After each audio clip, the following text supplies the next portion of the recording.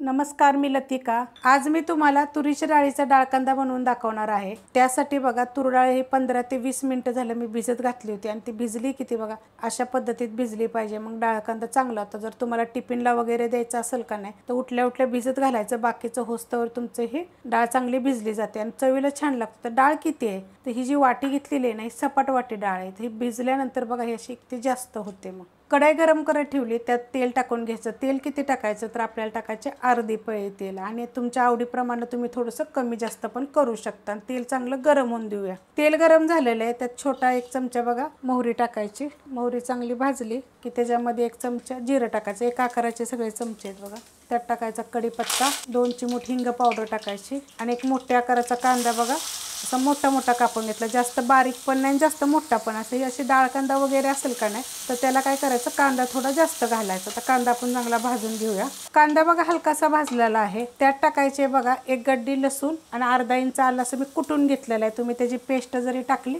तरी चालेल। आता हा पण आपण भाजून घेऊया, मग त्याच्याबरोबर आपला कांदा पण चांगला भाजेल आणि लसणाचा बी आपला कच्चापणा जाईल। मग कांदा बघा चांगला भाजला गेलेला आहे, त्यात टाकायची थोडीशी हळद, मिक्स करून घेऊया आणि त्यात टाकायचे 1 छोट्या आकाराचं टोमॅटो। आता हे पण आपल्याला 1 मिनिटभर परतून घेऊया। मस्त बघा भाजून झालेला आहे, अशा पद्धतीत मसाला होतो बघा। हे त्यात टाकायचे आपल्याला चवीनुसार मीठ आणि 1.5 चमचा कांदा लसूण मसाला, तुमच्या तिखटाप्रमाणे टाका।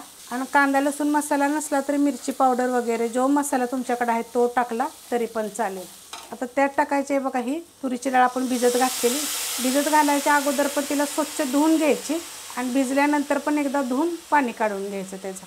आता ह्याच्यात 1 मिनिटभर फक्त परतून घ्यायची। मिनिटभर परतून घेतलेले, गॅस आपला मिडियमच आहे। आता त्यात टाकायचे आपल्याला पाणी। पाणी कोणतं टाकायचं, तर साधं पाणी टाकायचं। आता तुम्हाला डाळकांदा किती पाहिजे आणि डाळ शिजली पाहिजे त्या पद्धतीत तुम्ही ह्याच्यामध्ये पाणी टाका। आता मी 1 ग्लास टाकलेला आहे आणि वरनं अर्धी वाटी मी पाणी टाकलेलं आहे। आता हे पहिलं आपण हलवून घेऊया।